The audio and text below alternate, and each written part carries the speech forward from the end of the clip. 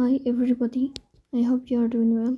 Today we'll talk about how to fix or how to solve the problem of being slow on the application of Google Meet. We click on settings. Here we go to apps, default apps, app settings. Then we'll search about the application of Google Meet and we click here.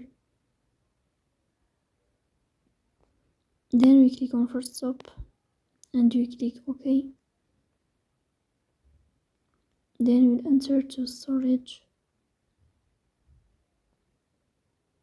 Here we click on clear cache.